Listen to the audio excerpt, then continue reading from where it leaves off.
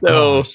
so like if you have a revolver, that's over the limit, I guess. Yeah, you better have one of those old detective specials that only carries 5, or you're gonna have a high capacity revolver. Exactly. That's what's wrong with government. Those Yes. laws exist that make it's just so stupid when you think about them. It's absolutely terrible. Welcome to Reformgelical, everyone. Welcome back to a new year. Hope you all had a great Christmas. Happy New Year. AD, did you have a good Christmas? I did, yes. But let me just say this. You said welcome back to a new year. How can you be welcome back into a new year? Well, honestly, I'm just a terrible host. That's all. I did have a good Christmas. How about you? Oh, I did. I had a great one. I finally got my wife to cave on having smart devices in the house, like Google Home. Nice. So we got a few of those, and they work with my smart switches and stuff. And I did some manly projects. I installed a garage door. I installed a screen. That's pretty good. It's really good because I'm not handy and I'm terrible at all this stuff. So I'm trying to branch out and like teach it or look at it like a teaching opportunity, learning experience. We've talked about this before, I think, and I'm the same way. But the cool part about doing stuff nowadays is you can find anything on YouTube. So it's like step-by-step instructions are so much easier because you can watch someone actually do it. Right. And you know what I also find with that too is oftentimes YouTube is more helpful than the actual instructions that come way more helpful. Yeah, I'm running this thing for how to build a tent in the new year. My goal is to get 250 people or families to start a business, just simply making $250 a month. And one of the things I always say is a big opportunity is people who can like think logically and then write manuals, because there's such a great opportunity to improve on those things. That is such a good point. Yeah, there's definitely a need there. A couple items of business. First of all, sorry for missing last week. It was kind of a last minute. I'm going to take ownership of that. Family in town. Thank you, Big Nick, for joining us on the weird recording time of 1 p.m. today. We were just doing a test run because of New Year's and all that good stuff, and seeing how many of those Baptists that were complaining we did on Wednesday night would show up. And it's only been Nick so far. So I think we'll return next week to our normal recording time. Well, it is during the workday, though. Oh, that's true. I took the time off, so it's not. I keep forgetting that. Right. So yeah, we could still technically try Thursday night. And see we could. Do you want to try that? I don't know. I mean, I'm just throwing it out there. Okay. Well, we'll see if anyone reaches out to us and contacts us, because that's when people really care, is when they actually reach out. Good point. Yep. So Nick says, in fairness, I'm hoping the time changes so I can meet up with guys from church. Oh, wow. See, this is the guilt card that you guys play on us. It's like, I want to be at church, so you got to move your time. So we'll seriously, prayerfully consider that. Or maybe just do it and not tell you and just show it. And then everyone will be looking for us on Wednesdays from ditching church. Please give us a follow at Reformgelical on all the social media sites and our YouTube. I'm watching our Reformgelical YouTube page with my How to Build a Tent page and seeing when Reformgelical is going to overtake it, which is going to be really soon. So go do that and make my How to Build a Tent site really sad. G3 is coming up. I will be there. AD will not be there. Not be there, yes. Sad face. But a lot of the Fight, Laugh, Feast guys will be there as well. It's going to be a great time. Really look forward to it. And you might be wondering, you said, like last month, we're not on the Fight, Laugh, or we're going to be on the Fight, Laugh, Feast channel this year. And we're not there yet. And I think just it got really busy. And so we're just in a holding pattern. So continue to watch us and listen to us wherever you do that nowadays. Before we get into the things that I wanted to discuss today, or we wanted to discuss today, I wanted to see if there was any goals, AD, that you have for the new year, for your podcast or personal. Oh my goodness, goals, yeah. Well, there are. I was not ready to talk about that, but yeah, no. I like throwing a curveball to you every once in a while. That's fine. That's fine. So I think my goals are attainable, but at the same time, there's enough of a challenge there. I'd like to double my YouTube audience, which it still would leave me with a very modestly sized channel. But doubling anything is difficult enough. I think you should stop saying that, AD, because all the people that have huge channels today have started back when YouTube was ramping up, and you have started very recently. After the craze happened. So I think you have done actually a monumental feat of where you are at today. So stop being modest about that. Okay. Well, I appreciate that. It's taken a lot of effort. So that's what I want to do. I want to double my YouTube size. And then I've got some business goals as well, but no, it's kind of boring. Yeah. But I ask you that honestly, not because I just wanted to stump you or put you on the spot, is because I just listened to your episode about this new year and your goal for your podcast. Do you want to talk about that for a second? Because I think that's really good.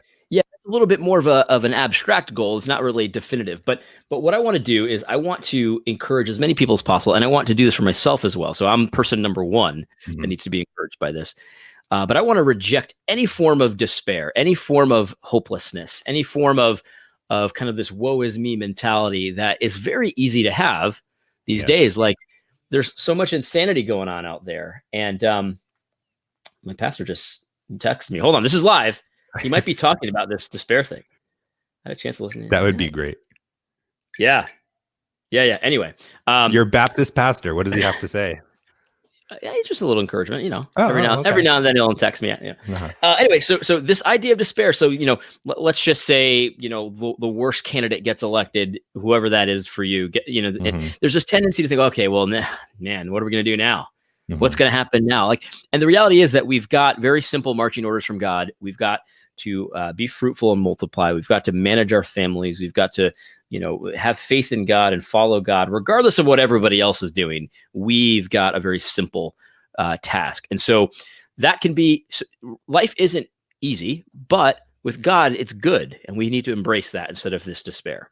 Yeah, that's so good. I love that. And I wanted to ask you about it, not because I wanted you to, give a free shout out for yourself, but I think 2020 is going to be an interesting year where there's going to be a lot of battles, spiritual and otherwise, political, all that good stuff. But specifically within the church and within ourselves. And I think despair is something that can often come upon us, especially for those of us who are fighting and on the front lines. At least for me, I've noticed it can get discouraging when you just get exhausted, when you're spent. Definitely. You start thinking about how much progress have you actually made. And I think 2020 is going to be this new battleground year. I almost think of 2019 was the first episode of Lord of the Rings, where it was kind of a minor battle, but it was good. Sure. There was a lot of stuff that was good to happen, but it was really just setting up the future battles to come. Yeah. And I kind of feel like 2020 is going to be getting into that episode 2, Lord of the Rings-ish. And I think the thing about despair that's so sneaky is that most of the time when we experience despair, it's not when we think of despair, we think of depression and we lock ourselves in our room and we don't do anything and we're just but that's not how it is a lot of the time. Sometimes it is like that. People get incapacitated by despair sometimes, but not all the time. So just because you're not in a state of depression does not mean you're not experiencing this, because what happens to me is I just think of all these problems, right? I think of all of these evangelical leaders who are falling into this woke stuff. And it's just it's an insurmountable challenge. They've got all the money, they've got all the influence, they've got all the platforms, and it's just so stressful and you're full of anxiety. How did this happen? And it can rob you of joy if you let it. But you can't let it. And you can't do it's just so simple. I was thinking of, in fact, Doug Wilson, the very same day I dropped this video, we're not coordinated, but he dropped an article that was excellent. And in it, he's like, look, if you're worried about this culture war, if you're engaged in this cult, this is what you do. Have some kids. It's pretty easy. Have a family, have some kids, teach them the right way, regardless of what everybody else is doing. That if you're not doing that, how can you even be engaged in the culture war at all? And not to say that you can't do anything if you're single, but find a wife if you're single. Think simple things like that. Yeah, definitely. I'll tell you, this is going to be controversial. So can I say one thing? I felt that was a controversial pause happening. Yeah. So this is an example of despair that I'm trying to avoid. A lot of people are very concerned with the demographics of our country, right? They're worried about immigration. And one of the reasons they're worried is because a lot of the people that come from other countries end up voting for socialists. Yes. They're running from socialists and they're voting for socialists. Okay. That is a problem, and it's a controversial thing. Should we be welcoming with open arms socialists into our country so they can vote for socialists? It's debatable, right? I'm not going to say that, but the point is, if you're worried about that, but you're not having kids, then you're part of the problem, because a very easy way to change the demographics is to stop buying into this lie that you can only have one kid or two kids. How many? I mean, do you have a family? If you're really wringing your hands about immigrants, And the changing demographics, are you helping the cause or are you not? Are you just complaining online? Yeah. See, like, it's easy to complain online. I'm not saying you shouldn't complain online. That you could do whatever you want. We'd be out of business. No, I'm just kidding. We would. Right. We would. But don't let it stop there, because that's just despair. It's like you're not actually doing anything about it when there's something very concrete that you can do about the changing demographics of our country. Mm-hmm. Yeah, definitely. You know, it's funny too, just thinking to that, it's probably speaking to tons of people, because I get the question all the time now that we're having a girl, my wife's pregnant with a daughter, is, oh, you guys are going to stop now? Like, it's just the assumed thing to stop at 2 because you have a boy and a girl. I'm like, no, we want to have tons of kids. But also having kids, forgetting about the immigration thing and demographics and all that stuff, it's a great way to fight joy. Let me tell you, I had the best Christmas of my life seeing my son enjoy Christmas. It was the It was the first time he could like actually enjoy it before he was too young. And it was by far the best. The only thing I can relate to it is when I became a Christian and experienced Christmas for the first time. And like, it was kind of like a renewed way of experiencing the holiday. But oftentimes I get pulled out of despair, or I get pulled out of depression, seeing my kids, just how much joy he has over the littlest things in life. It's like, there's something to that. Yeah. And you know what I was thinking, one last thing about your episode, which struck me, is I think a lot of times when we're struck with despair or struck with depression and discouraged and things like that, I think it's often an opportunity for us to move to a place where God wants us.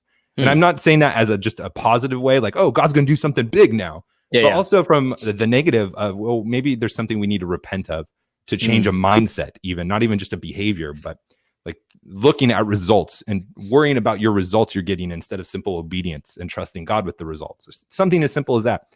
But I think when we find that time, at least I was reflecting in myself, of when I'm despairing, it's usually because I need to change something, or something's going to change soon. And that could be looked at as an exciting thing. Like, we should be praying about where God can move us from there. Definitely. And there's real challenges too. Like, there's nothing wrong with admitting that if you're in a financial hole, or your life is a disaster, or your family is struggling, or there's illnesses, like, it's not saying that stuff is not happening, but that stuff cannot, if we believe we follow a God who's powerful, who has our interests in mind, that stuff cannot lead us to a state of hopelessness. Right. You know what I mean? That's the thing. It's nothing wrong with being sad about things, or being in a difficult situation, but hopelessness is the problem, because hopelessness is a sin. Absolutely. So when you fall down into the hopelessness or despair ditch, it's about getting back up again. Don't just stay there.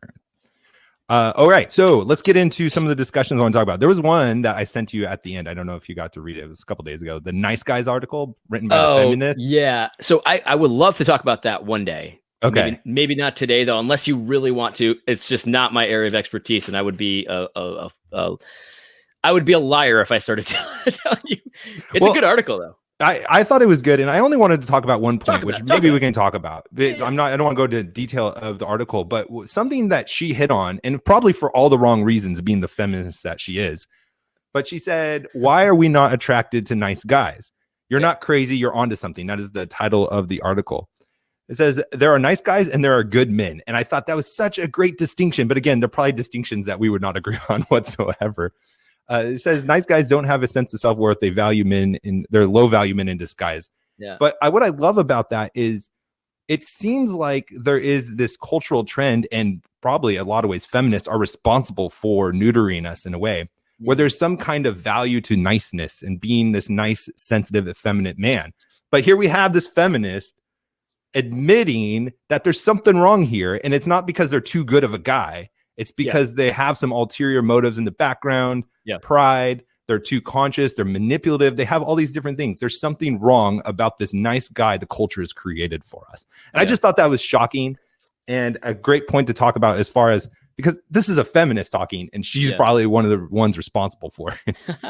Well, I'll say this. So without getting too deep into the article itself is a bit jarring, because we're not used to talking about like low value male, high value males, low value females, high value, like something about that kind of grates on us. And but it's definitely, it's accurate. Like, there are people that are better for a mate than others, and there's a whole marketplace, so to speak, there. And you need to navigate that. I was talking to my sister once about this topic. and we were talking about just a certain situation that she knows about, and I was saying, well, I said something about how anyone that would do that is a low value man, something like that, very similar, like someone that has an ulterior motive, in other words. So, and she got really mad at me because she's from this perspective of like, well, that's not really nice to talk about that high value, low value. And then a few weeks later, so this is, she's my sister, so we get mad at each other and then we're okay. A few weeks later, she was telling my mother, yeah, he's exactly right. He was exactly right about this, but it's just, we're not used to talking about it. And so I really liked that part of the article. And oftentimes what you'll find is these guys, and this is actually true of people that would identify as male feminists a lot of the time. Male feminists are typically creeps. Yeah.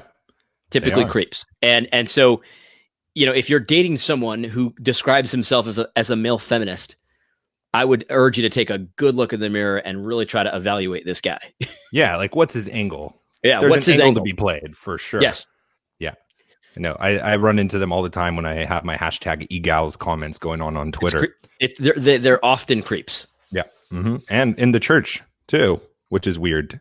But I love this, and I love this article, and what I want to talk about, and this can kind of bring it back into just Christian topics, is I think we should be welcoming these conversations. It seems like there's a lot of cultural evolution happening right now. Yes. From a secular perspective, driven by, bad motives or bad thinking, bad foundations. But it's where Christianity can meet them in a lot of ways. Oh, you mean you have qualifications for guys? There's these tiers like you're talking about? Well, the Bible talks about this too in a lot of different ways. So what makes a good man versus a nice guy who has these ulterior motives? Let's go to the scriptures about this. We can do this with prisons. We can do this with drugs. We can do this with a ton of different things. These are great opportunities for us as Christians to bring people to the Bible. The other thing I liked about the article is when she talks about how a nice guy will often tell you how nice he is, and often tell you about how he knows how to treat a lady, stuff like that. And how a real good guy, a good man, will just show you. He's not going to tell you, I really know how to treat a lady. No, instead, over time, he's going to just show you that he knows how to treat a lady. Yeah. And the other thing that was interesting to this too, is I was thinking in the Bible, because I have this conversation a lot with people that are like this, and, feminist men and all that. It's like, where in the Bible is it something that we should ascribe to being nice? Like, we should be good men. We should be respectful. We should be loving, things that probably could be characterized as nice, but nice, I don't see anywhere in the Bible as the driving goal. We should be sacrificial. We should be respectful. We should be honoring. There's nothing about being this nice guy, though. You should be kind, which I distinguish. So I don't know. I thought it was fascinating that this feminist gets it more than a lot of Christian men do. Yeah, no, it's definitely true. And the reality is, like, niceness, the reason the God is smart, so he doesn't say things that aren't true. So niceness is appropriate depending on the context. So if you're with your children, you should be nice to them. You know what I mean? You're with your wife, you should be nice to her. Those are good things. This is a good way to be a good person. But if there's an enemy coming in trying to get your house, you should not be nice to them. Right. That would be bad. And in fact, if you are nice to an enemy coming into your house trying to hurt you and your kids and stuff, that's actually bad. So it depends on the context. So God is smart, and he doesn't put you in weird situations where you have to be nice to intruders. Yeah, that becomes cowardly at that point. And in fact, that becomes unnice to the people you should be being nice to. Right, which is a perfect segue into the first article that I wanted to talk about. Great job, AD. See how that works? Yeah, it's like you planned that. I did. There is the article, Thank the Second Amendment, Texas church shooting stopped in the tracks by armed hero. And this guy, apparently he was an FBI agent, and beforehand I read, he's a firearm instructor, shot a guy with one shot in the headshot, 50 feet away, which, for those of you who fire guns, you know how like ballsy that is, for lack of a better term, in a group of people to be shooting 50 feet away from somebody. But for those of you who don't shoot weapons, that is very nerve-wracking. Even in a range, to go for a headshot in a group of people 50 feet away, it's not like the movies where that's an easy shot by any means. Only it's not just something you go and do. You know what I mean? Yeah. Especially after 6 seconds of the event going on. That's another thing. It happened all in 6 seconds. But to your point, we should be treating these people, defending ourselves. And I've been hearing a lot of discussion on social media, and this is the point I wanted to start off with this article is, what if your elders tell you they don't want you to carry guns in the church? In this church, there were 6 people that had concealed carry weapons that were there to prevent this shooting from happening. But what if you were at a church and your elders said, don't do it? Should that be something you should do? Should you obey your elders? Or should you just sneak that gun in anyways in case of an emergency like this? Sure. Well, I think it kind of depends on why. So, if an elder tells you, look, guys, don't carry weapons. We've got, 20 armed security guards that we're paying for this. They're all trained. Last thing we want is them to get confused at who's the actual perpetrator. Mm-hmm. You're going to be protected, all that. Okay, I could consider doing that. I don't think you necessarily have to listen, but I could consider doing that.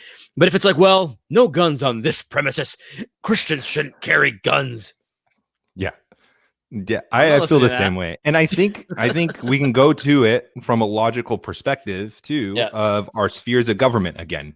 Yeah. I'm going to carry my weapon to protect me and my family, which God gave me responsibility for, even though the church is telling me not to, because I have responsibility for my family and protecting them regardless of the church from that physical standpoint, right? Let's see. Yeah, Nick says, went to a church in Georgia. There was a prohibit blah, blah, blah, blah. They prohibited carrying in church.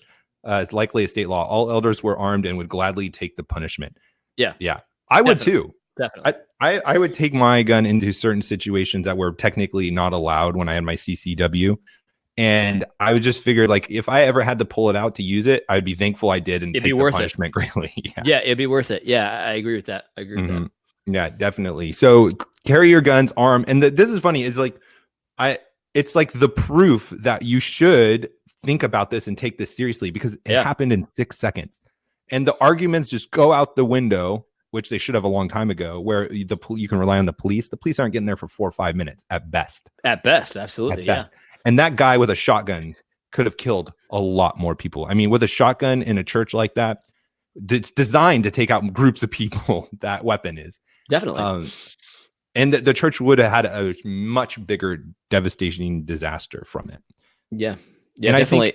Sorry, go ahead. No, you go ahead. I was just going to say, and as we go, like what was I saying earlier, of this 2020 being more of a battle, I think more of these things, unfortunately, are going to happen. We talked about it with Virginia and the militia and the National Guard conflicting and things like that. We have these people with the election coming on. They're going to become more unhinged and they're going to be doing things like this. The more we, feminists take out men and what it means to be a man, and it gets all bottled up and you don't know how to process it. All of these things I think are going to happen more and more. So I would just encourage you to consider not only carrying, but to get the training. It requires training. Also, you need to be responsible, but take that responsibility and don't just lay it on the side. Yeah, definitely. I think you should definitely be responsible about it. And I think one thing that I want to encourage people to is there's going to be a lot of very ultra pious sounding people that talk about, well, if you think that taking a life is something you should do, then you don't understand the teachings of Christ and all that kind of stuff. And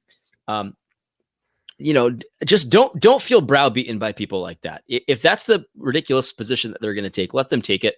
But you follow God and you understand that you've got a responsibility to your family. Mm-hmm. And if you're a pastor, I would encourage you to have people. I went to a church in Keene, New Hampshire, the other day, and really nice guy came up to us. Just you know how people are assigned to sort of greet new people.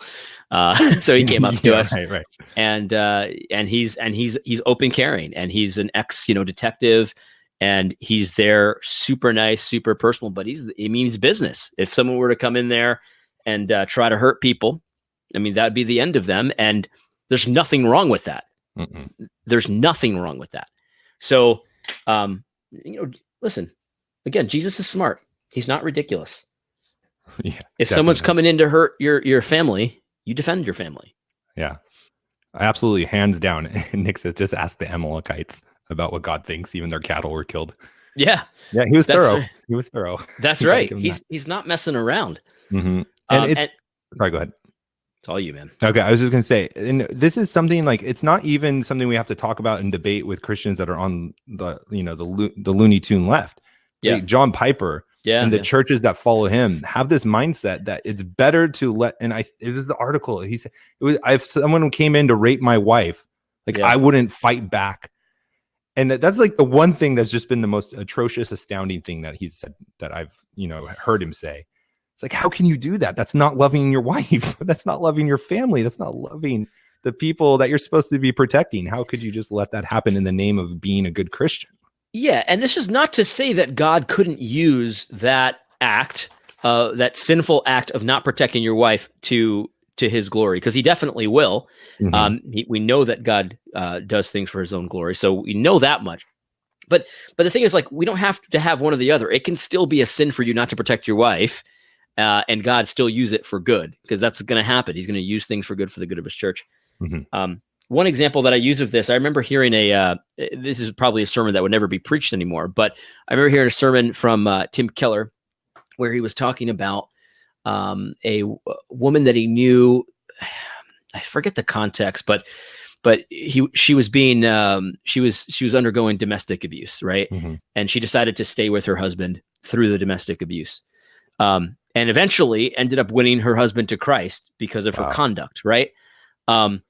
We would never say that it was a good idea that if you're being domestically abused, you have to stay there because Christ is going to win your husband that way. He could, but you don't have to stay. You can run because your husband's abusing you. You know what I mean? Yeah. You can run and get into a safe place, and that's all good things. We should do that. You should protect yourself, right? Mm-hmm. Okay. So, but we know that God can use it. And so even talks about it in the Bible. Right. So you should protect your wife. You should protect your flock. I can't believe this needs to be said, but it does. You should do it, knowing that if you pious people actually don't protect your wife, which I don't believe you, by the way. Right. I don't believe you. If someone were hurting John Piper's wife, I'm pretty sure he would defend her. Mm-hmm. But even if I did believe you, God could use it. Yeah, he could. And he will. Mm-hmm. But you should still defend your wife. No excuse to sin. Yeah. And it's not like then there's the other extreme too of I'm going to get a gun and I'm going to stop every injustice that's happening. Right. We're not talking about that either. No, we're not talking about being a vigilante. No, that's the government's role is to enforce the laws. But we're talking about strictly defense. Yeah, man. Defense wins championships. I don't know what that has to do with anything. It's totally false that these days anyway. So quarterbacks win championships. Quarterbacks, I know. Seriously, dude, there's some talented quarterbacks nowadays in the NFL. I don't watch the NFL anymore, but just watching a few games while I've been off. Wow. And that Russell Wilson, I'm telling you, that's a good guy too. But hey, Russell Moore? No, not so much. Russell Wilson has more passing yards than Russell Moore has followers on YouTube. So I heard over the last month that you are getting pretty close to voting for Donald Trump. And if you do end up voting, you're going to do that. So I wanted to talk about something that might sway you back to just not voting. Okay, let's hear it. All right. Donald Trump, in my opinion, is going around trying to get the gay vote and all the money from the homosexual community, right? They're loaded. For some reason, gay people rise to the top of the wealth ladder. Is going around and trying to get everyone in the world to stop persecuting or making it a sin or making it illegal to be homosexual. And the Zambian president, I heard about this. Said, no, I don't care if you cut off my federal funding, which why are we giving other countries federal funding anyways? Right. But no, I'm not. It's unbiblical and unchristian. Wow. That sounds pretty good. That sounds really good, but your new best friend Donald Trump is going around pushing this homosexual agenda. Yeah, are you still going to vote for him? Well, I'm not going to vote for him because I don't vote. But if I were to vote, yeah, you see, this is the thing. This is the thing about voting at all, because you have to pick your poison. Really, you really do, because everyone's got these faults, especially people that are, they're not connected to the law of God. Like they've got no, like, I don't think that my support of Trump means that I think that he's trying to, please God in all his actions. I don't think that. So you got to pick your poison. So like, yeah, that's bad. I don't support that at all. Right. I don't support that at all. See, this is when you said, why are we giving money to Zambia? Exactly for situations like this. So when we want them to do something, they'll do it. Mm-hmm. That's why you give money to Zambia. That's exactly it. But I just wish that some Christian pastors would stand up like this. Yeah. You know? Yeah. Do you know how bold it is in this day and age to be the leader of a country, go to United Nations and be the country that says, no, it's unbiblical and unchristian? Yeah, you're absolutely right. And the reality is, like, a lot of, let's just be fair. There are a lot of pastors that would say this kind of stuff. If they made a law that says you have to marry homosexuals, they would just say no. Mm-hmm. And they would probably be willing to go to prison for, or whatever the punishment the state said. But there are a lot of pastors that will bend over backwards making theologies that make it okay to do this. Well, in this certain situation, you're not really condoning it. And that's just the reality. There's not a lot of, there are some, but there are a lot of pastors that would not take a stand like this. Yeah. And then to turn that target of that gun, there's my little gun right there in the camera, to politicians. There's like politicians that I see, one of them in my wonderful state of Florida, that posted Bible verses all the time. And it's like, maybe he is speaking out against this stuff. Maybe there are other politicians that consider them Christians, but where is like the united outcry against our country going around and spreading these unbiblical policies? Where are they at? If you do that, then you're going to get canceled. You're going to get canceled. You're not going to get your committee chairmanships. You're not going to get the Republican funding for, your next re-election campaign. And they're not having the same stance as the Zambian president, who says, I don't care if you cut off my money. Like, I wonder where the woke stand on this. Sorry to bring it back to wokeness and the stuff that I like. Mm-hmm. But because on the one hand, you've got to support a black man willing to stand up to whiteness. But on the other hand, that you need to be on the side of the oppressed, and clearly LGBTQ are oppressed. Mm-hmm. So where do you stand on this if you're woke? Yeah, I think it's Christian woke. Christian woke. Yeah, it's a little unclear because it hasn't been really tested yet. You got to look to the liberal left, the atheist left, and just see they partner with dictators all the time that kill and persecute homosexuals. They don't care. It's just the ends to the means. So I have a feeling maybe in a decade, maybe 2030, when we have this episode, we're going to be seeing the Christian leaders bringing that into the church too. Just not caring for whatever gain they can have. So let's pray for in this year, in the name of not being despairing, that we have politicians that rise up like the Zambian president and say these things are unbiblical, unchristian, abortion, funding, all this stuff. Yeah. And the thing is, like, I can, so the reality is that, like, it's not like, so the people are making it a human rights issue with the LGBT stuff. And the reality is, like, it's only human rights if you define human rights in a really weird way, because what the LGBTQ community wants is they want to be celebrated. They don't want to be treated like everybody else. They want to be treated extra because they're extra. Right. And they want everyone to admit that they're extra. So if anyone just says, no, you're not extra, in fact, this is against God's law, like, that's enough to send people into a tailspin and cry human rights abuse. Yeah, definitely. You know what I mean? Mm-hmm. So if you were saying, well, here's what's going on in Zambia, like the Zambian government is setting up stings and they're trying to entice people into homosexual relationships. And then when they entice you enough, then they take you and then they drown you in the ocean.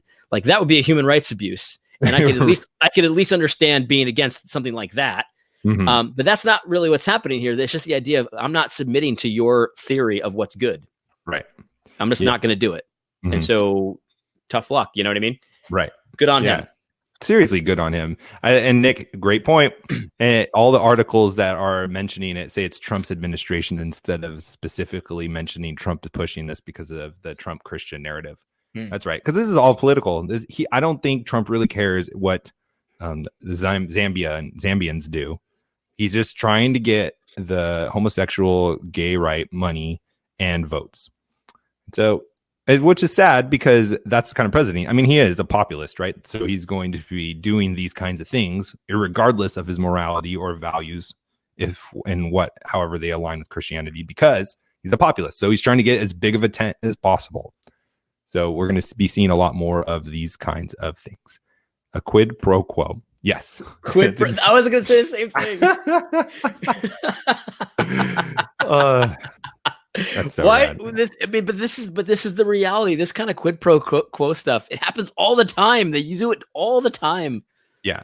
For political reasons. I wonder if that's why Nancy's really scared of sending to the Senate, because if this president really gets impeached for that kind of a thing, a quid pro quo or whatever it is, it's like every single politician could be nailed for that. Of course. Every single one. Yeah. Yep. Exactly. All right. So along those same lines, though, different topic, along the same lines, political, not aligning with Christian values, is good old Glenn Beck. He was telling students at the TP, that's just Turning Point USA, which is a pretty good organization. I believe the founder considers himself a Christian. I don't know exactly what spectrum on the Christian, spectrum he finds himself on, but he says that we shouldn't ban porn. Isn't Glenn Beck a Mormon? He is a Mormon. Oh, okay. Yes, a very strong Mormon. You're not talking about Glenn Beck. I was saying Turning Point USA, Charlie Kirk, I think his name is. Yes, Charlie Kirk. Right. He claims to be a Christian. He says he's a Christian, but I just don't know where on the spectrum he is. Yes, I am not saying Mormons are Christians. They are not. I was reading Big Nick's comment, and then all of a sudden I'm like, what? Glenn Beck, Christian? What? So sorry, yes. I wasn't following along. AD, I think Mormons are Christians. What do you think about that? No. But okay, so this is an interesting point, because this kind of collides with the Christian libertarian mindset of, hey, it's not harming me, so let people do that. And Glenn is saying the people that actually would want to ban porn are dictators, because you are dictating and you are putting these laws down that are intrusive and against the Constitution. Mm-hmm. What say you? Should we have porn laws? Should we have porn laws? Yeah, this is a debatable topic, I think. Because my inclination is, if you guys don't know, I kind of come from a libertarian-ish background, so I'm very susceptible to the idea of porn shouldn't be banned. However, I'm no longer a libertarian, and I think a lot of people have been trying to tell me that pornography breaks the commandment against adultery, and we can apply the commandment against adultery to apply to more than just actually cheating on your wife or your husband or something like that. And I completely agree with that. The Westminster Confession has a big section about the various sins and crimes that break the commandment against adultery. Am I convinced that necessarily the existence of porn breaks that? I don't know, but I do know that the production of porn would break that. So it would stand to reason that if it's a sin to produce, it should be a crime to produce it, then why wouldn't it be a crime to consume it? You know what I mean? Right. So I'm non-committal right now, but I would just say let's do the simple thing and criminalize adultery, and that'll take care of a lot of it, I think. Yeah, that's true. And also we do have bans on porn right now, like child porn. Sure. If you're not participating in it and you just have it on your computer, then you're going to jail. Right. So why is that wrong? But these things are not. And so the idea there is that it would be a crime to produce child porn, because it would be essentially a rape, a videotape rape. Mm-hmm. And so the idea is, if it's a crime to produce it, then why wouldn't it be a crime to consume it? So it's the same argument that I'm making about, and so there's got to be something to it there, I think. Yeah, there's got to be something there. Yeah. And it's like they talk about it like there's no precedent for the precedent. I said president. Right. I didn't mean that. There's no standing for this, but we have that. We have these laws against this. And, this made me also think about the story back from Game of Thrones, which isn't porn, but has these explicit scenes in it, these sexually explicit scenes in it. Sure. Talking about that I think it was the main person on that show. She was saying she was drinking heavily. She was crying, forcing herself to do these scenes. And you think that's just for that, where it's not even real porn, just nudity. Yeah. What do you think these people are going through? There's a woman who pretends to be a pastor, or at least she used to be. And she said that she's okay with ethically sourced porn. What she means by that is that, it can't be rape. It can't be like an immigrant or something, as long as the woman is empowered and, and all that kind of jazz. And so the idea, though, is that like porn is like only bad if it's produced in a bad way. and that's just not correct. Porn is bad for all kinds of reasons. Yeah. And it's not good for the people who consume it. It's not good for the people who produce it. It's not good for the people who are paid for it, all that stuff. So I don't want to be locked into an argument where if it's bad for you, we should make it illegal. I don't think you need to, though, for porn, because porn does seem to be special in the sense that there are in the Bible precedents for criminalizing sexual behaviors, certain sexual behaviors, and adultery is one of those, and things like that. So, again, the libertarian in me understands where he's coming from, but the Christian in me knows that libertarianism isn't ultimate. It's not. Big Nick says this. It seems to be an example of placing social political standards above biblical standards. I agree. It certainly does seem that way to me. This is why I'm not a libertarian anymore, because I couldn't do that. So. I'm non-committal right now, but I am leaning towards we should maybe outright ban pornography. But again, I do think that as a first step, an easier step for me to take is ban adultery. It should be criminal to commit adultery. And if you do that and you actually enforce that, I'm not going to say it's going to wipe porn off the earth, but I think a lot of the porn that's produced would be illegal in and of itself. Yeah, I mean, there are probably most of them aren't married. That'd be a weird relationship. I'm sure there are some, but yeah, definitely. And there's something to just think about too. I wonder what Glenn would say about like child porn. Then, like, is that totalitarian? Right. Then? So exactly. So again, this is so let's just take it out of the realm of actual child pornography, right? Let's just say you made pornography that wasn't an actual child, but it looked like it was a child. So, we've got technology now, like, we've seen characters risen from the dead with CGI in Star Wars, right? So like we know that you can make CGI look real. So let's say you did that with a child. So now it's ethically sourced child porn. Should that be legal according to Glenn Beck? I don't see how he would argue that that shouldn't be. Right. Yeah, and that's honestly why I've done the same journey you have of going from Republican to Libertarian to now I don't even know what to call myself. I do. What? I'm not going to tell you. Don't tell me what you call me. But I know what to call you. You know what to call me. Yeah, it's not. Never mind. Federal Vision.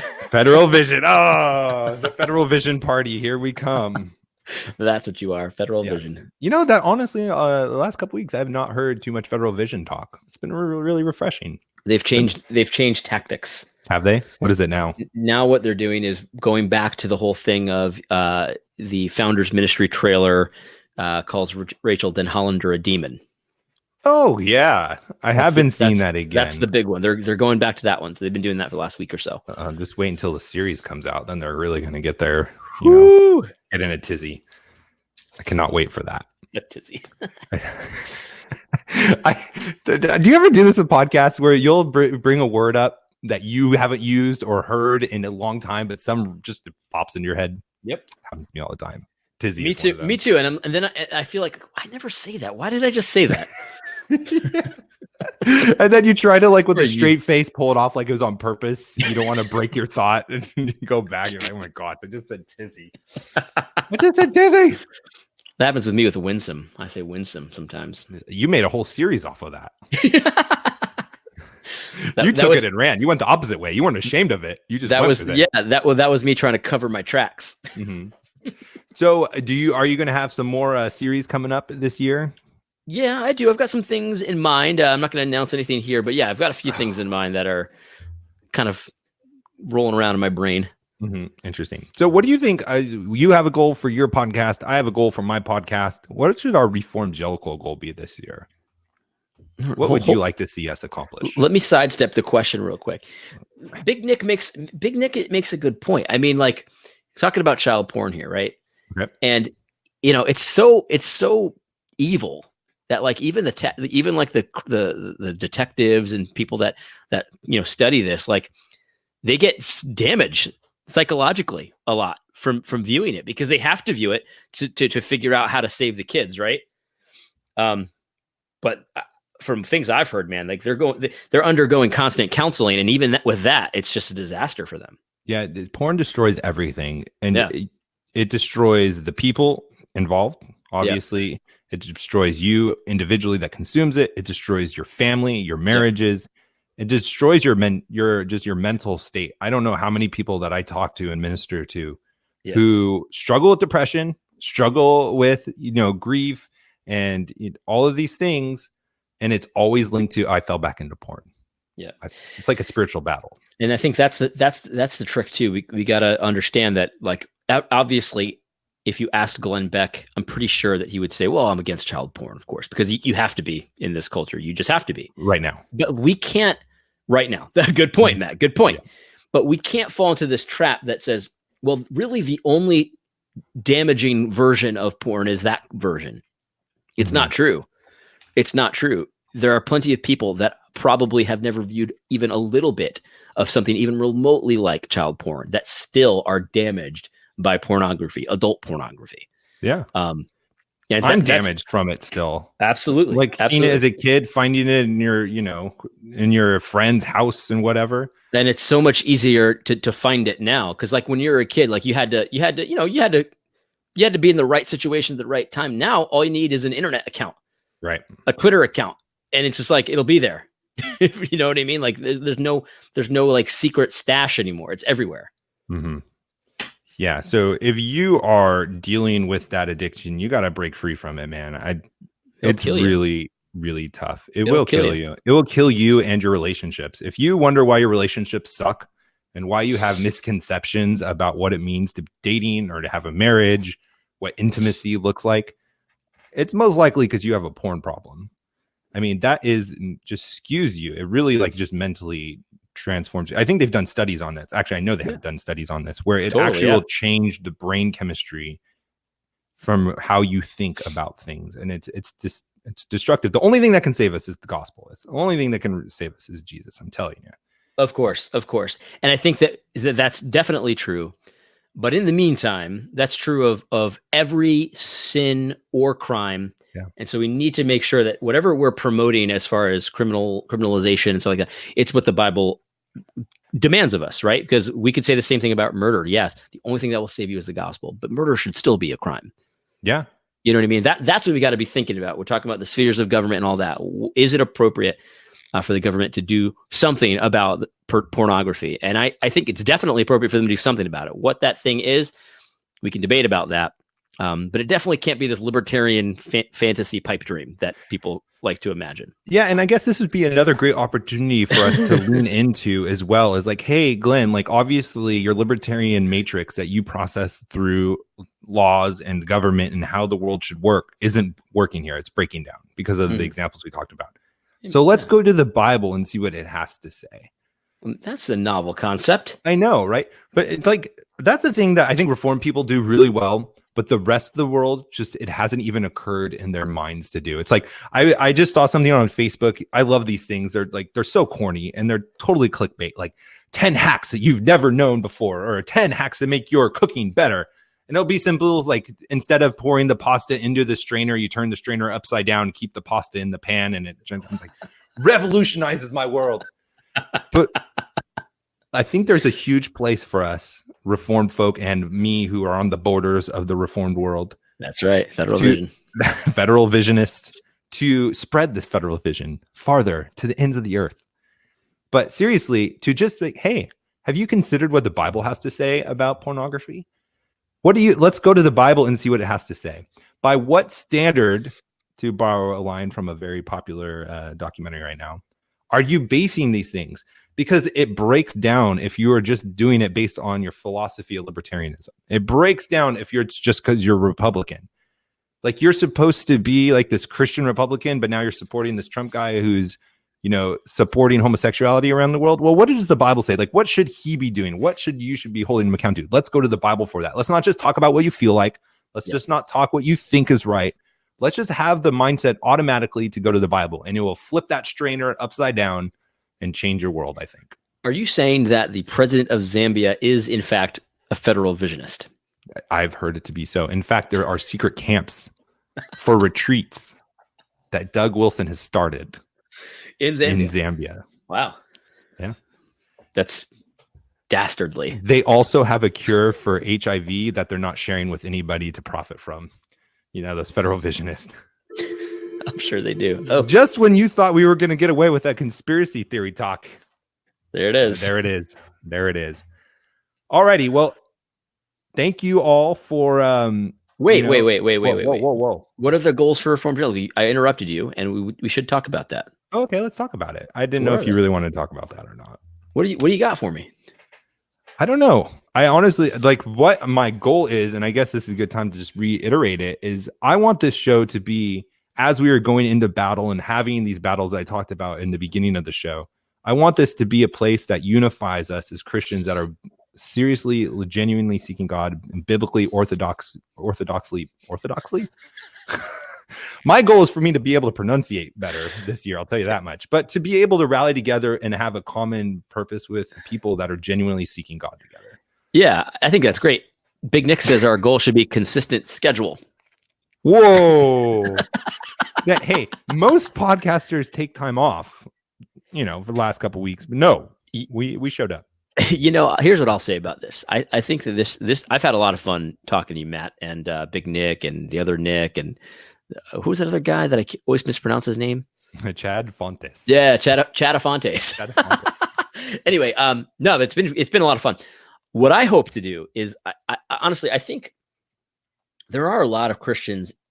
I don't have any data on this, and you're a data guy, I know that, but my impression is that there are a lot of Christians who believe a lot of the same stuff that we're talking about, you know, about the Second Amendment, about the president of Zambia being in the right against Trump. Hey man, we don't want to promote homosexuality. That's it. That's all there is to it. A lot of Christians out there believe that kind of stuff, but they've been trained to think that they're not supposed to believe stuff like that. They're not supposed to be happy that man in that church shot that guy in the face to put a stop to that killing. They're supposed to put on their grief hat and say, "Oh, a death in the church. We cannot celebrate such things." Mm-hmm. Like I'm not pleased that a guy decided to come in and try to, you know, shoot up a church, but I am pleased that guy put a stop to it quickly in 6 seconds with a perfectly placed shot in the head. Like I am pleased about that. And I hope to give a lot of you people out there that have been taught that you're not supposed to believe these things. I want to give you cover, because two reasonable people, arguably reasonable people, can talk about these things. We're regular guys. We're not weirdos. We're not freaks. We're not like psychotic, but we can talk about it like two reasonable adults. Like, yeah, like, should adultery be a crime? Yes or no? Like, this is on the table. Even though you're taught to think that's not on the table, that's against the Constitution. No, that's on the table. And so we can talk. Reasonable people can believe these things, and it's okay. And pious people won't like it. That's fine. Pious people don't have to like me if they don't want to. Yeah, that's such a good point. And I mean, that even got me fired up. You just talking about is putting things back on the table, emboldening, equipping warriors to fight and to put their hat in the ring for conversations like this. And that's totally right. That's what we should be doing. We should be paving the way and creating a place for people to step into that and be bold to talk about these things, the biblical things. Yeah. And if I'm wrong, and there are not a lot of people out there that believe like I do, if it's just me, you, maybe a couple weird federal visionists, Big Nick, the other Nick, Chad Fontes, and it's just like us five, that's okay. I'm okay with being alone in a group of 5. I don't think I am, though. So whether I'm right or wrong, I want to move the needle a little bit. You know what I mean? Intentionally. Oh, that's so good. Let's do that this year. And we're going to measure it by subscribers on YouTube. So go over and subscribe to our YouTube. No, I'm just kidding. But no, that is great. Let us do that. And I think there is a lot of us that think that way, because you and I come from completely different spectrums on the Christian, you know, faith, not liberal conservative, but, you know, Presbyterian, Baptist, pre-mill, post-mill, all those things. Both can be federal visionist.